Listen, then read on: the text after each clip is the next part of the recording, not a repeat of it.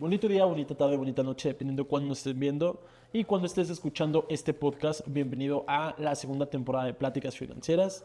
Y el día de hoy vamos a empezar el programa y vamos a empezar toda la temporada con una de las personas que más admiro en el ámbito financiero. Él es Luis González, vicepresidente y director de inversiones de Franklin Templeton. ¿Cómo estás el día de hoy? Mateo, ¿bien y tú? Bien, todo bien. Estamos, de hecho, en tus oficinas, ¿no? En las de Correcto. Franklin Templeton. Exacto. Cuéntanos un poco más cómo es ser un director de inversiones, cómo es tu día a día. Claro. Sí, a ver, mi carrera, bueno, yo llevo ya casi 20 años en el sector, ¿no? Empecé a principios del siglo, a principios del 2000, de los 2000.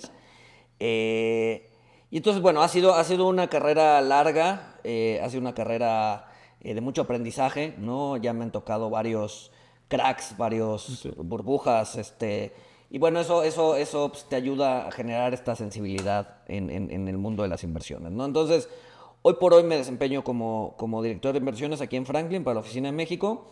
Y pues mi día a día es muy variado, ¿no? Como director de inversiones o como parte del equipo de inversión, pues tienes que estar todo el tiempo al día leyendo análisis, haciendo tu propio análisis, viendo cómo posicionar los portafolios que tenemos en nuestras pues sí, en la operadora o de los distintos clientes en función de la coyuntura, ¿no? Entonces va cambiando la coyuntura, pues tenemos que ir haciendo ajustes en estos portafolios, ¿no? Entonces una parte del día se me va en eso, otra parte se me va en, como te digo, hacer análisis, estar viendo incluso clientes, explicarle la coyuntura, explicarle los rendimientos, los resultados, hacia dónde vamos, hacia dónde va el portafolio, cuál va a ser el posicionamiento, nuestro view de mercado. Entonces te puedo decir que en esencia se me va el día en esas dos cosas, ¿no? En generar un view, aterrizarlo a los portafolios y explicárselos a los clientes. De hecho, algo interesante y algo que recalco es que el día es más que nada análisis y toma de decisiones, ¿no? Porque al ser director de análisis, bueno, director más bien de inversiones, debes de saber exactamente cómo está la economía. De hecho, bueno, esto va a salir después, pero el día de hoy Powell va a hablar sobre la tasa de referencia. Me estabas comentando que esperabas que fuera hawkish y dependiendo de ese tipo de análisis, ya tú tienes como una perspectiva de cómo tomar una decisión.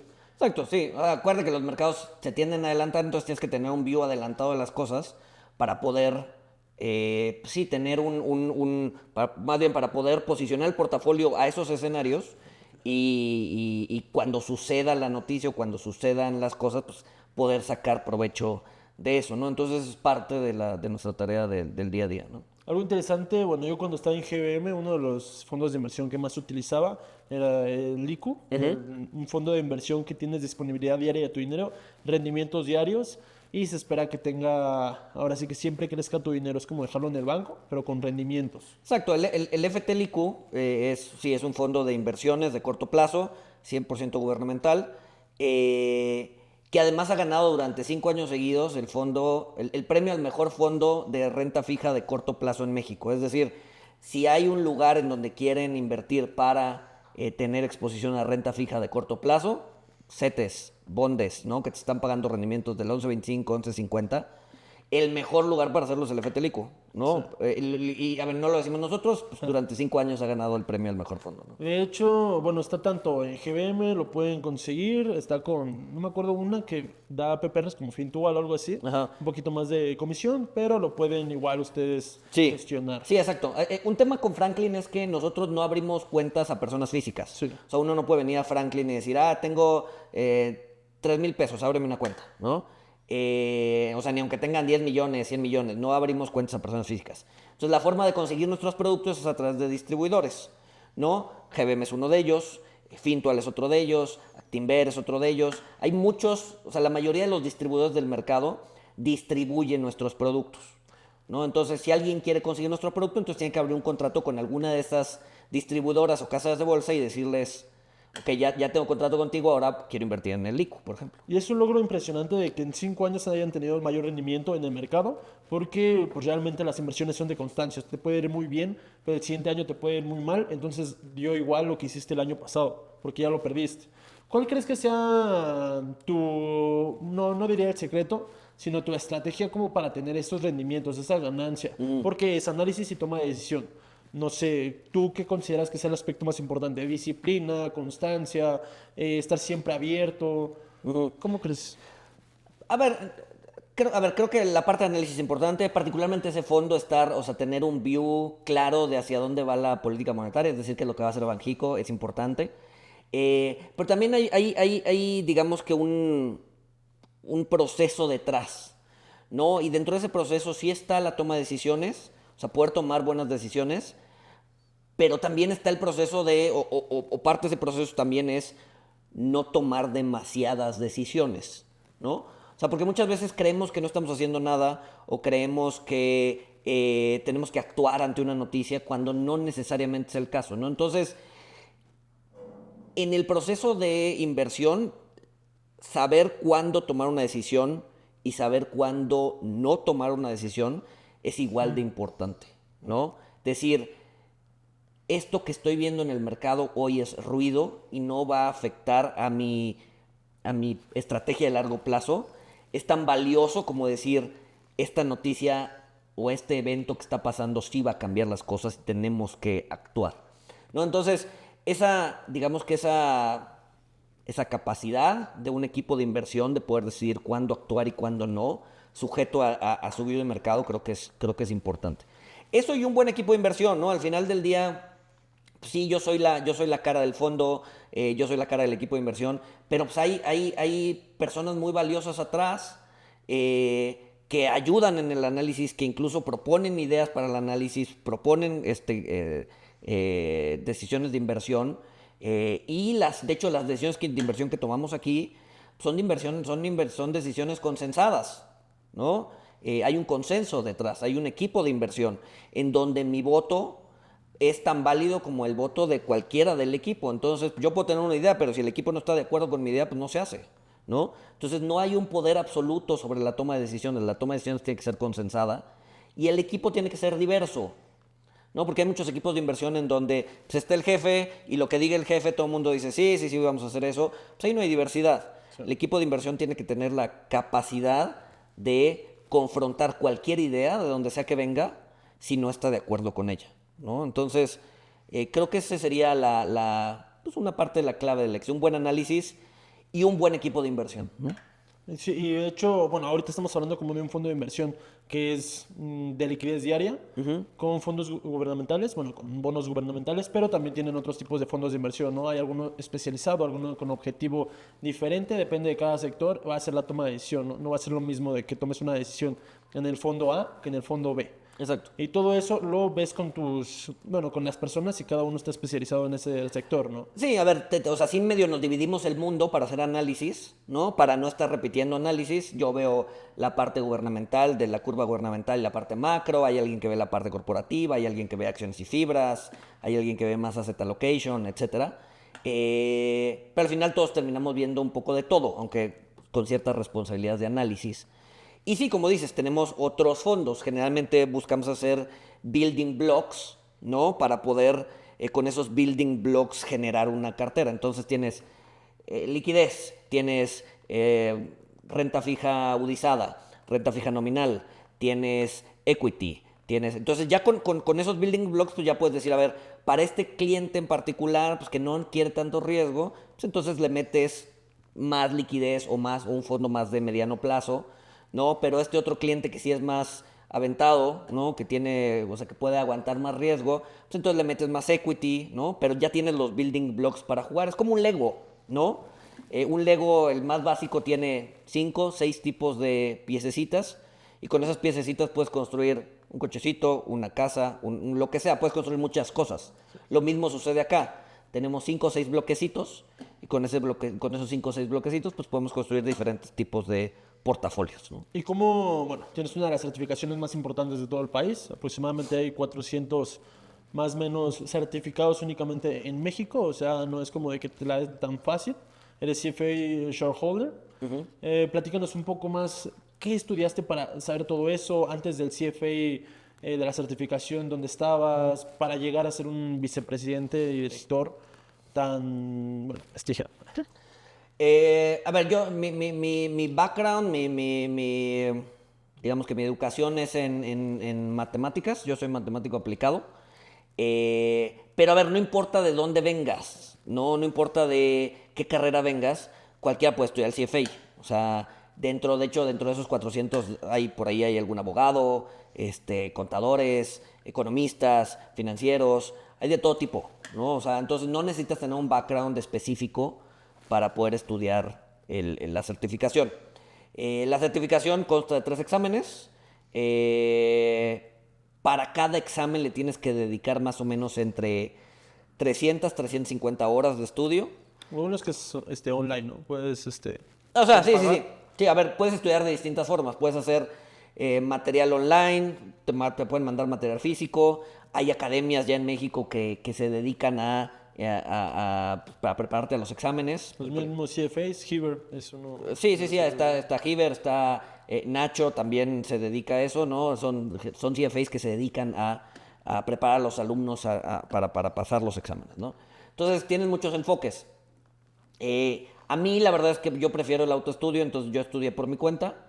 El primero lo hice en 2009, el segundo en 2011 y el tercero en 2012. Pero sí te digo, o sea, es muy demandante, ¿no? O sea, sí requieres, o sea, sí necesitas entre 300 y 350 horas de estudio para poder tener oportunidad de pasarlo, ¿no? Más o menos, para que se den una idea, requiere entre 20 y 30 veces más cantidad de estudio que la figura 3 de la MIR. Sí. Bueno, es que la figura 3 del amigo es como Pues, un poco general, es pero más, el CFA es más especializado. es más especializado y es muchísimo más material. Sí. O sea, eso es muchísimo material y sí requieres mucho, mucho, mucho más tiempo y dedicación que una figura 3, por ejemplo. ¿Trabajabas mientras estudiabas? Sí, Sí. sí, sí. A ver, cuando yo lo estudié trabajaba a tiempo completo y lo que hacía es que pues, después del trabajo, ¿no? A las 5 de la tarde, me quedaba en la oficina y estudiaba 2 horas diarias, ¿no? Sí. De lunes a viernes, de 5 a 7. Con eso, 6 meses de estudio así, logré pasar los 3 exámenes, ¿no? Sí. Igual y ya al final sí estudiaba algún fin de semana. O sea, la idea era no estudiar fin de semana, entonces pues me ponía disciplina de lunes a viernes para estudiar. Y con eso pues ya, o sea, por lo menos a mí me funcionó. Pero cada persona es distinta, ¿no? Hay gente que necesita menos, o sea, conozco gente que necesitó menos tiempo, Sí. conozco gente que necesitó mucho más tiempo, entonces cada quien se va midiendo, ¿no? Sí, es súper diferente. Igual está enfocado en diferentes sectores. CFA un poco más es para analistas, ya principalmente. De hecho, tu equipo, la mayoría son CFAs, ¿no? Todos. O Todos sea, son todo el CFAs. equipo de inversiones CFA. Entonces, si quieres tener un alto puesto en nivel de inversiones, los analistas y que no tengas que estar siempre como hablando con los clientes, obviamente también puedes hacerlo. Pero es un CFA, cuesta aproximadamente $1,000, ¿no? Por módulo. Sí, a ver, el primer módulo es más caro porque pagas una inscripción única. ¿No? Entonces, el primer módulo te sale como en 1500 Sí. y los otros 2 módulos ya te salen como en 1000. Obviamente, si lo repruebas y lo quieres volver a presentar, pues tienes que volver a desembolsar, ¿no? Sí. Pero si los pasas la primera, es un programa que te cuesta $4000 a lo largo de 3 años Sí. y que es tan válido y tan reconocido como una maestría en finanzas o incluso hasta más, Sí, ¿no? Porque te enseñan más cosas. de hecho, bueno, tiene una tasa de aprobación llegó hasta tener un 14% nada más en el primer nivel. Ajá. Ahorita más o menos está como un Está como el 20. Sí, 20, 25, pero ya depende como al año cuánto lo presenten. Ahí va a ser creo que es una campana de Gauss, ¿no? Para elegir a los Exacto, mejores. exacto, sí, sí, sí, Sí, pero depende de, sí, exacto. por ejemplo, la MIF F3 yo me tardé 3 semanas en conseguirla. Ya. 3 semanas, nada más leer, unos simuladores, va, y ya. Exacto. Ahí sacamos como 800, entonces, son diferentes sectores. Ahorita que va a hacer la conferencia de Powell a la 1, que todo tu equipo lo está viendo junto o cada quien lo puede ver por su lado, ya después se juntan como a ver qué realmente sí pasó, qué no. ¿Cómo sería ya después tu trabajo como analista ya en una fecha tan importante como esta? Sí, a ver, generalmente, a veces sí nos juntamos en el trading room a ver la conferencia.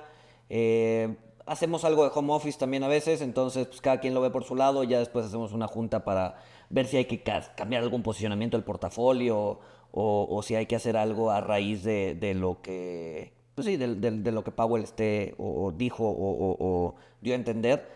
Pero sí, o sea, hay que estar, justamente es parte de lo que te decía al inicio, ¿no? Hay que estar siempre al día buscando o estando enterados para poder aprovechar los movimientos del mercado al máximo, ¿no?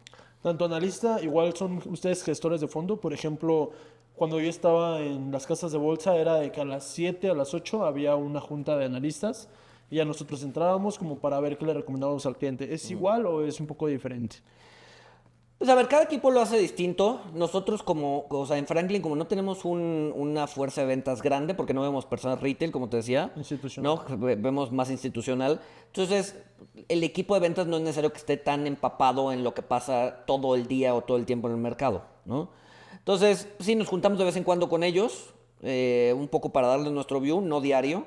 Y además el equipo se junta, digamos que religiosamente, una vez a la semana para tener nuestro comité de inversiones, revisar clientes, posicionamientos, etcétera, etcétera, ¿no? Sí, de hecho, la diferencia entre, bueno, cuando estás en el sector retail y cuando estás en el sector high ticket, institucional, calificado, básicamente lo que cambian son montos y también un poco más de aversión al riesgo, ¿no? Que una persona institucional puede aguantar un riesgo más alto, entonces puede Exacto. invertir en otro tipo de inversiones que bueno, realmente ya son más volátiles o tienden a tener mayor probabilidad o mayor esperanza de riesgo-beneficio. Okay.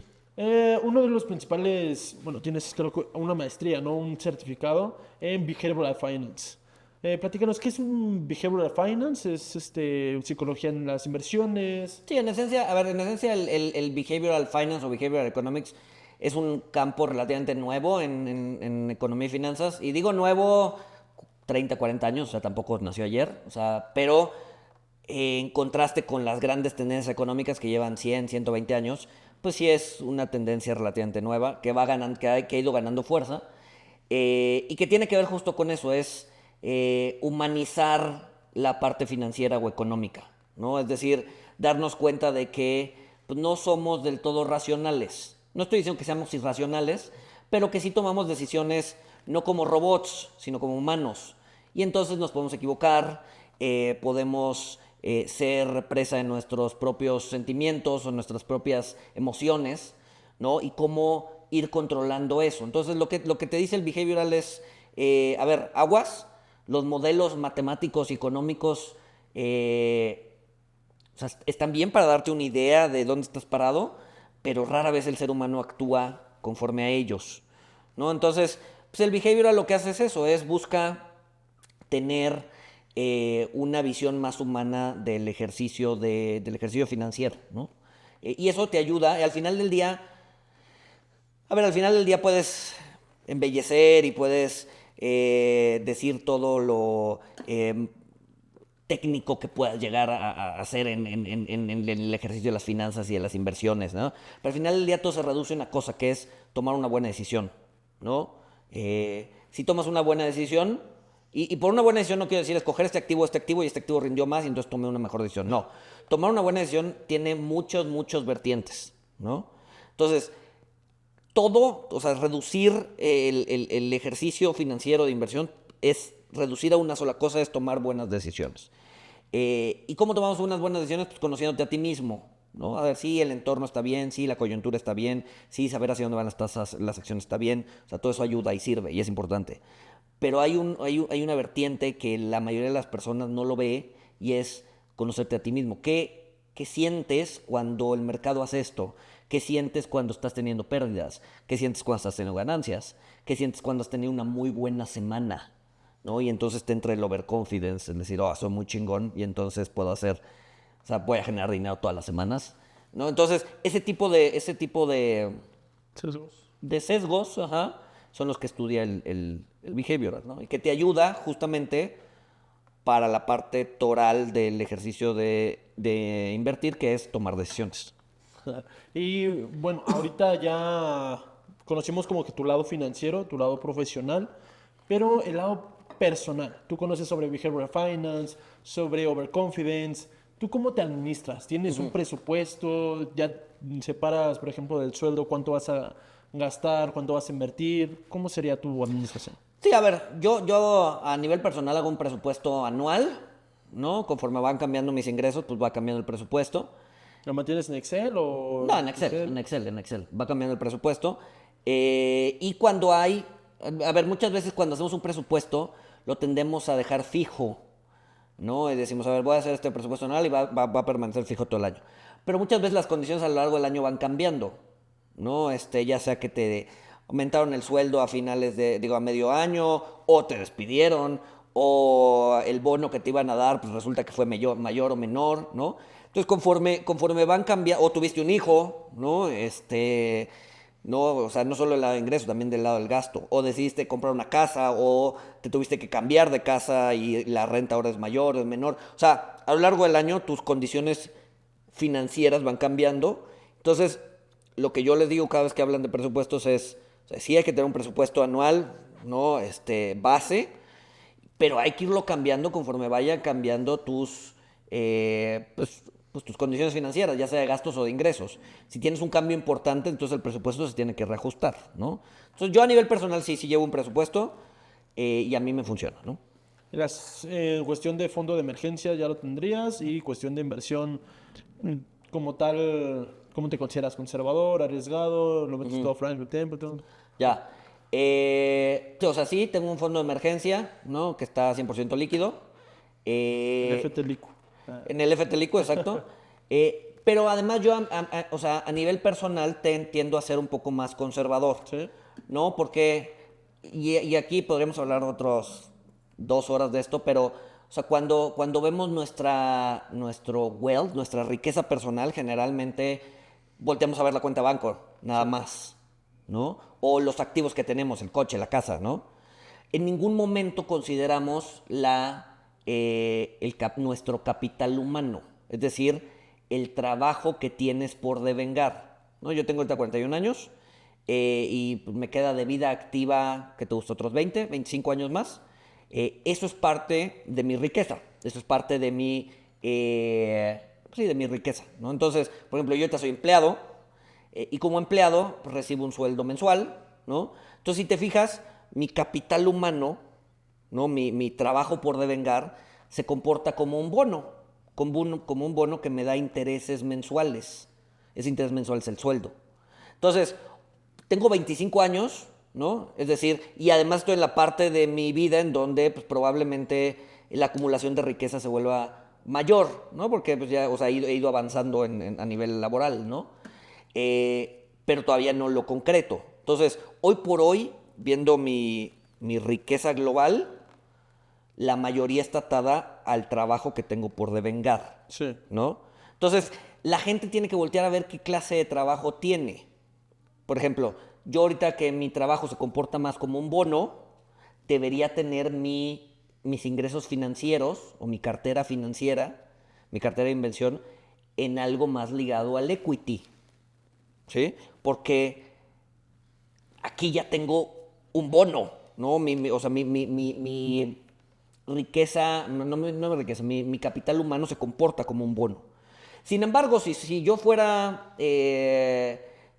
un entrepreneur, o sea, si yo tuviera mi propia empresa, ¿no? Y le estuviera jugando pues a ver qué me sale, mi capital humano se comporta más como equity. ¿Por qué? Porque no tengo un sueldo, ¿no? O sea, si le pego, me va a ir muy bien. Si no le pego, voy a perder dinero, ¿no?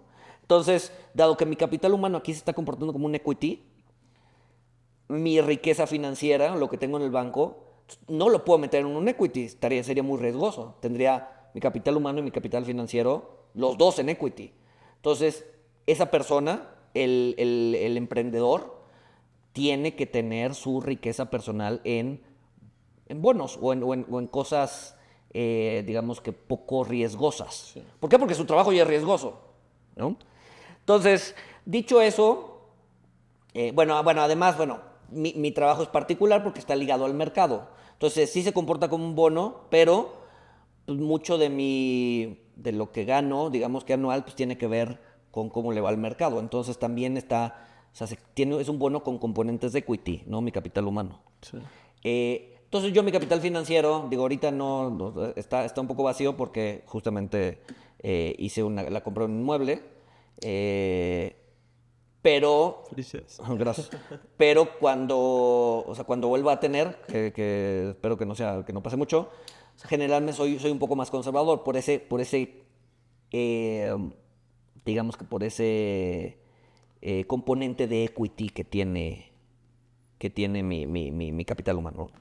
Y imagínate, bueno, ahorita hay muchas personas que nos ven que van a empezar a invertir. ¿Cómo empezarías a invertir? Me comentas que, bueno, esta parte de equity y esta parte del bono sobre el sueldo.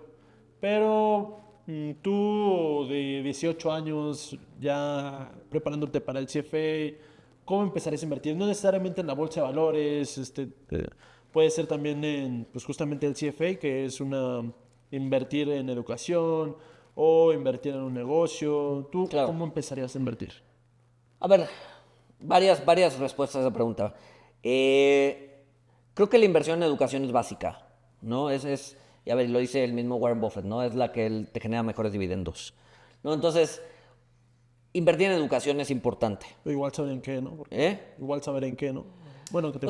O sea, sí, pero a ver, o sea, si tu tirada es manejar lana, o sea, está bien prepararte, CFA, ver el mercado, ¿no? Pero lo bonito de lo que hacemos, los que manejamos lana, es que estamos en contacto con muchos sectores y muchas cosas.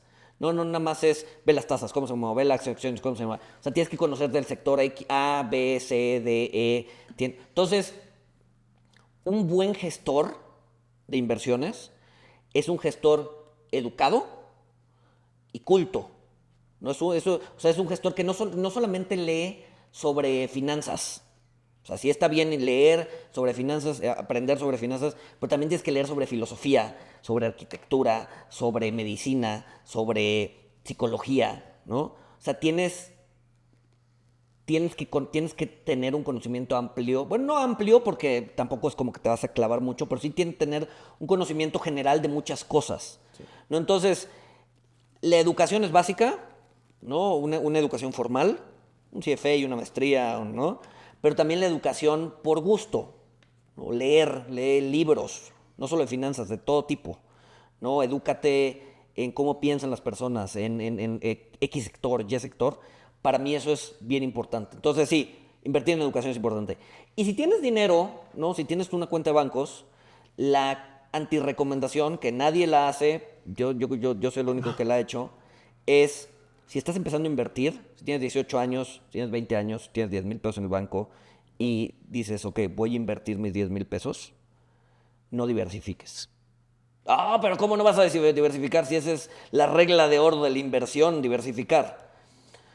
O sea, sí, pero funciona mucho mejor para la gente que ya tiene un capital, ¿no? Si tienes 40, 50, 60 años, ¿no? Y ya amasaste un capital interesante, no lo quieres perder, quieres tener un capital y quieres que te dure, ¿no? Ahí sí diversifica. Si vas empezando, toma la mayor cantidad de riesgos posibles con poco dinero. Lo más probable es que lo pierdas, ¿no? Si le pegas a algo, pues igual te va a ir bien. También de 10,000 pesos se te van a convertir en 100,000. No te vas a hacer rico, pero bueno, ¿no?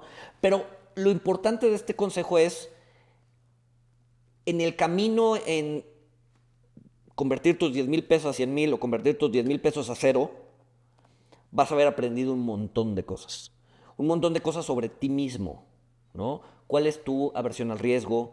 Oye, esa inversión que hiciste te dejó dormir o no. Cuando las semanas que ganaste tuviste la inquietud de ir a pedir un préstamo al banco y meterle más lana, ¿no? Entonces, ese conocimiento que se genera al estar en contacto con el riesgo es valiosísimo. Si no lo aprendes, entonces no aprendiste nada, ¿no? O sea, perdiste tu dinero a lo menso, ¿no? Pero si llevaste tu capital de 10,000 pesos a 0 pesos, ajá, entonces, ok, sí, perdiste 10,000 pesos, pero ganaste un chorro de conocimiento sobre el mercado y sobre ti mismo, ¿no? Entonces, mi recomendación para las personas que van empezando, que tienen poca lana, que su capital humano es más importante que su capital financiero, que tienen 20 años y tienen 40 años para trabajar, para recuperarse de sus pérdidas, con esa primera lana, con esa poca lana, juégale, exponte. A ver, no te apalanques, ¿no? O sea, no pierdas más de lo que estás dispuesto a perder o de lo que tienes, ¿sí? O sea, no pidas prestado. Pero con tus 10,000 pesos, juégale, no le inviertes, métete al ETF apalancado 3-1, ¿no? En donde, o sea, no, o sea, lo más probable es que pierdas tu lana, pero vas a haber ganado muchísima experiencia y muchísimo autoconocimiento. Siempre y cuando seas reflexivo, ¿no? Si dices, perdí el dinero, ya no quiero saber nada del mercado, bla, bla, bla, pues entonces no aprendiste nada, ¿no? Pero si usaste esos 10,000 pesos que tienes, no los diversificaste, jugaste y los perdiste, o sea, no perdiste 10,000 pesos, ganaste bueno, a ver, perdiste 10,000 pesos, pero esos 10,000 pesos, digamos que fue la colegiatura para aprender sobre ti mismo, ¿no? Por último, son 2 consejos. Si tuvieras, bueno, imagínate que tienes a Luis González de 10, 15 años. ¿Qué consejo le darías de forma personal y financieramente? O sea, consejos separados. Pues no sé, a ver, creo que el tema de la educación sí es importante, ¿no? El tema de, o sea, aprovecha para leer y cultivarte y aprender, ¿no? Pues igual voy a sonar viejito, ¿no? Digo, no estoy tan viejo, cabrón, pero a mis 10 años, pues no, o sea, todavía no había, o sea, el internet estaba en pañales, ¿no? No había en YouTube, no había tutoriales. Ahorita, la neta es que las personas que están empezando, las personas de 18, 20 años, tienen acceso a una cantidad de conocimiento impresionante, ¿no? Entonces, ya, o sea, ya no es un tema de que no existe, sino es un tema de voluntad. O sea, existe, hay muchísimo material y pues, nada más es literal que te metas a tu teléfono y lo descargues y lo busques, ¿no? Entonces, el tema de la educación seguiría diciendo que es un tema importante, ¿no? No solo educación financiera, en su educación de todo tipo, ¿no? O sea, volverte una persona culta te hace un mejor inversionista. Pues nada, yo creo que si hay un mensaje que quiero que se lleven es ese, ¿no? Lean, edúquense, y no necesariamente, porque además es otra, ¿no? Pues es que la maestría de finanzas me va a costar 200, 300 mil pesos en una escuela privada, ¿verdad? O sea, sí, o sea, hay otras formas de hacerlo. Si quieres el papel, hay otras formas de hacerlo. Eh, el papel es importante, sí, lamentablemente sí, pero hay mucha educación que se puede lograr sin gastar un solo peso, ¿no? Y que es igual o más valiosa que la que te enseñan en la escuela. Y bueno, ya para terminar, ¿dónde te podemos encontrar? Tienes un podcast, de hecho, un podcast que a mí me gusta muchísimo. Bueno, sí. Sí, claro. A ver, tengo un podcast, ya vamos a cumplir 2 años y medio haciéndolo. Se llama Money Talks, Van a así hablar con un como... trader, ¿no? ¿Eh? Van a hablar justamente con un trader. De hecho, un capítulo que va a salir la siguiente semana, vamos a hablar con un par de traders importantes aquí en México. Pero el podcast se llama Money Talks, el otro lado de la moneda, porque hay muchos Money Talks, entonces le pusimos así, el nombre largo es Money Talks, el otro lado de la moneda. Y lo encuentran en prácticamente cualquier plataforma de streaming, ¿no? Spotify, Apple, Google, lo que sea. Ese es el podcast. Y a nivel personal tengo, bueno, donde soy más activo es en mi cuenta de Twitter, Luis González, Luis González, así todo junto. Tengo una cuenta también en Instagram, que ahí soy menos, bueno, ahí pongo otro tipo de material, también relacionado con lo financiero, Luis-González-Saucedo. Y en LinkedIn, Luis González también me encuentran ahí tiendo a poner análisis un poquito más serio. Vale, pues muchísimas gracias. Martín, mil gracias por la invitación. Buen día.